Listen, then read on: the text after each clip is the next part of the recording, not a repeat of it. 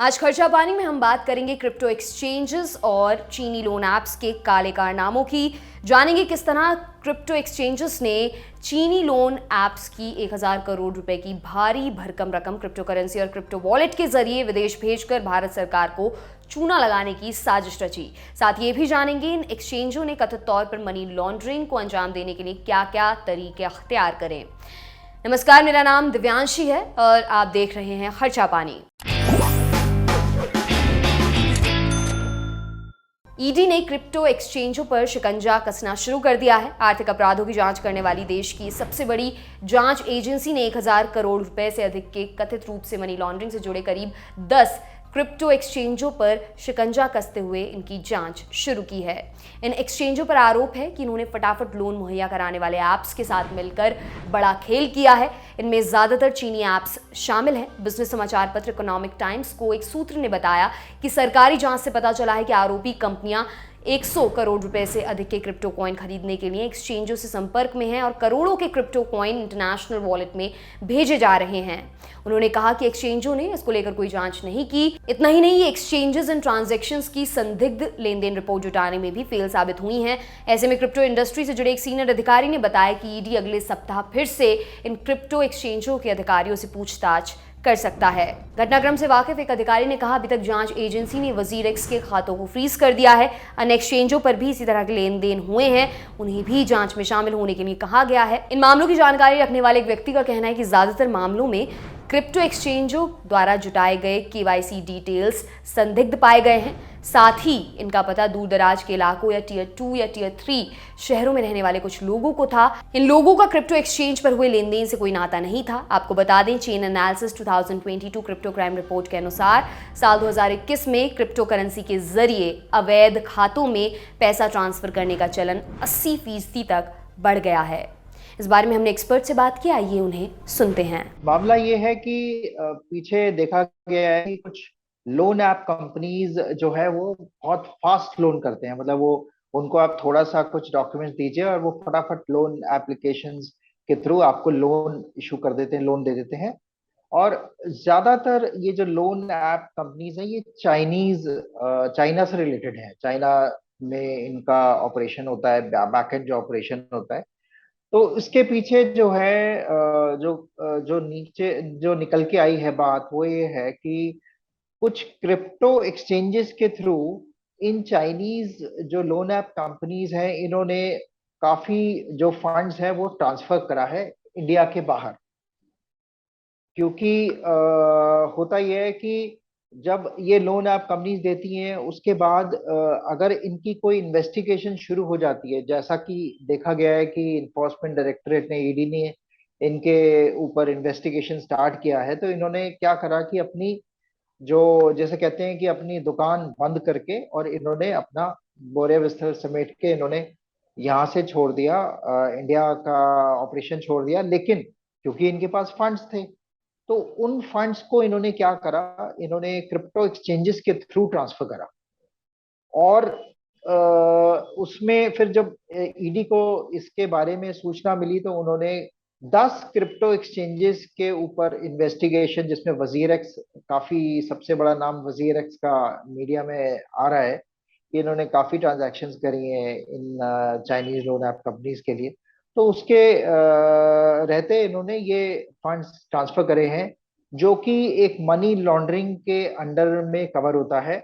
और ये जो ट्रांजैक्शंस हैं ये इलीगल मानी जाती है। ये टैक्स की चोरी ही कहा जाएगा, बिल्कुल है ये टैक्स की चोरी, क्योंकि इन्होंने कोई इंडिया के अंदर कोई टैक्स नहीं दिया, जबकि इन्होंने कितना पैसा इन्होंने इन्होंने इनकम जनरेट करी। क्योंकि ये जब ये लोन देते हैं तो उसके ऊपर ये इंटरेस्ट चार्ज करते हैं और पेनल्टीज चार्ज करते हैं। क्योंकि होता क्या है कि मान लीजिए अगर कोई लोन रिफंड नहीं करता है तो उसके पीछे इनको पेनल्टी चार्ज करते हैं, और ये जो और बाकी जो ये मेजर्स लेते हैं उनको पैसा रिकवर करने के लिए, उसके अलावा ये पेनल्टी भी चार्ज करते हैं। तो ये सारा का सारा जो इनकम होती है ये इन्होंने कोई रिपोर्ट नहीं करी और वो सीधा का सीधा उन्होंने ट्रांसफर कर दिया।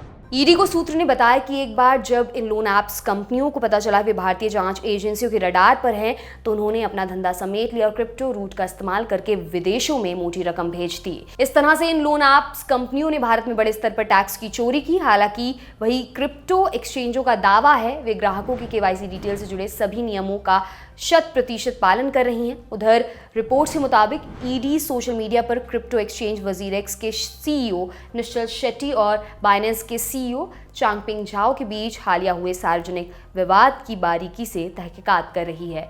वजीरेक्स ने पिछले साल ट्रेडिंग वॉल्यूम के लिहाज से करीब 43 अरब डॉलर का कारोबार किया था। एक्सचेंज के बारे में इंडस्ट्री से जुड़े एक अधिकारी ने बताया कि वजीरेक्स में नियमों को ताक पर रखकर काम किया जाता है और ठीक से कानूनों का पालन नहीं किया जाता है।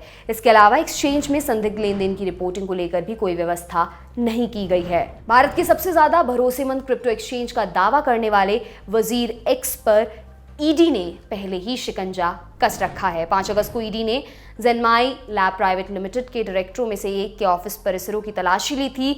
मीडिया रिपोर्ट्स के मुताबिक वजीरेक्स का मालिकाना हक इसी कंपनी के पास है। छापे के बाद ईडी ने कंपनी से जुड़े सभी बैंक खातों को सीज कर दिया है। बताया जा रहा है इन खातों में कुल 64 करोड़ 67 लाख रुपए जमा हैं। ईडी के अनुसार क्रिप्टो एक्सचेंज वजीरेक्स ने क्रिप्टो के जरिए काले धन को सफेद किया। कंपनी ने मनी लॉन्ड्रिंग के जरिए लगभग 16 फिनटेक कंपनियों की सक्रिय रूप से मदद की। एजेंसी ने जांच में पाया कि एक्सचेंज ने मालिकाना हक को लेकर भी काफी खेल किया है, जिससे कानून की गिरफ्त से खुद को बचाया जा सके। दूसरी तरफ ट्रेडिंग वॉल्यूम के हिसाब से दुनिया के सबसे बड़े क्रिप्टो करेंसी एक्सचेंज बाइनेंस के सीईओ चैनपिंग झाओ ने चौंकाने वाले खुलासे किए हैं। झाओ ने कहा कि भारतीय crypto currency trading platform WazirX में कंपनी की किसी तरह की हिस्सेदारी नहीं है। साथ ही उन्होंने कहा कि साल 2019 में बाइनेंस ने वजीरेक्स के अधिग्रहण को लेकर ऐलान जरूर किया था, लेकिन यह सौदा कभी पूरा नहीं हुआ। झाओ ने इस बयान के बाद उनके और वजीरेक्स के फाउंडर निश्चल शेट्टी के बीच ट्विटर पर कहासुनी देखने को मिल रही है। आपको बता दें, क्रिप्टो करेंसी बाजार को अब तक भारत में मान्यता नहीं मिली है। यही वजह है कि इसके लेन देन या निवेश में धोखाधड़ी पर किसी रेगुलेटर की शरण नहीं ली जा सकती है। जैसे बैंकों के लिए आरबीआई, इंश्योरेंस के लिए IRDAI और शेयर बाजार के लिए सेबी हैं, वैसा रेगुलेटर क्रिप्टो बाजार में नहीं है। इसी बात का फायदा क्रिप्टो को प्रमोट करने वाली एजेंसियां उठाती हैं। आइए इस बारे में एक्सपर्ट की राय सुनते हैं। अब इसमें जो एक्सचेंजेस हैं उनका ये देखने में आया गया है कि उन्होंने क्या करा कि इन्होंने जो क्रिप्टो करेंसी के थ्रू ये ट्रांसफर किए फंड्स, उसकी जो इनको एक केवाईसी करना होता है। जो भी कोई इनके पास अकाउंट खोलता है उसका एक नो योर कस्टमर इनको केवाईसी करना होता है। तो देखा गया है कि ये जो केवाईसी के डॉक्यूमेंट्स हैं वो भी एक ऐसे लोगों के हैं जो टीयर 2 टीयर 3 सिटीज यानी कि बाहर की सिटीज, बाहर के टाउन्स के हैं, जिनका कि क्रिप्टो करेंसी से कोई लेना देना नहीं। तो ये हालांकि क्रिप्टो एक्सचेंजेस ये कहती हैं कि हमने तो जी पूरी केवाईसी करी है, हमने कोई भी वायलेशन नहीं करा है, लेकिन देखा जाए जब इस तरीके की ट्रांजैक्शंस होती हैं तो इनको एक सस्पिशियस ट्रांजैक्शन रिपोर्ट जनरेट करनी होती है, ताकि ये बता सकें कि ये जो ट्रांजैक्शंस हो रही हैं ये सस्पिशियस हैं, ये संदिग्ध हैं। तो ये इन्होंने जनरेट नहीं करी। तो यहाँ पे ये क्रिप्टो एक्सचेंजेस का ये फॉल्ट रहा है। तो इसके पीछे जो ईडी अब इन्वेस्टिगेशन कर रहा है, अब देखिए आगे क्या होता है, कैसे कैसे चीजें निकल के आती हैं। इसमें और भी चीजें हम देख रहे हैं, जैसे वजीरेक्स कह रहा है कि नहीं जी हमारी जो ओनरशिप है वो तो बिनांस के पास है। बिनांस कह रहा है कि वजीरेक्स ने ये अपनी शेयर होल्डिंग ट्रांसफर नहीं करी थी। तो क्योंकि क्योंकि कोई भी ये जिम्मेवारी अपने ऊपर लेना नहीं चाह रहा है, तो वो एक कोशिश कर रहे हैं कि वो जिम्मेवारी किसी और के ऊपर चली जाए, ताकि जो क्रिमिनल प्रोसीडिंग्स हो वो उनके अगेंस्ट ना हो। जो क्रिप्टो एक्सचेंजेस हैं इनका कोई मॉनिटरिंग करने का कोई सिस्टम तो है नहीं, क्योंकि ये ना तो गवर्नमेंट से कोई गवर्नमेंट रेगुलेट करती है इनको, ना कोई इंटरनेशनल अथॉरिटी रेगुलेट करती है। ये तो एक इंडिपेंडेंट एक्सचेंजेस हैं जो कि जो चल रही हैं, और इसका कोई देखने वाला कोई है नहीं, तो इसका ये फायदा उठाते हैं। ये था आज का खर्चा पानी। ये बुलेटिन आपके लिए लिखा था हमारे साथी प्रदीप यादव ने। आप अपनी राय इस एपिसोड के बारे में कमेंट बॉक्स में जरूर दें। अगले एपिसोड तक अपना खूब ख्याल रखें। शुक्रिया।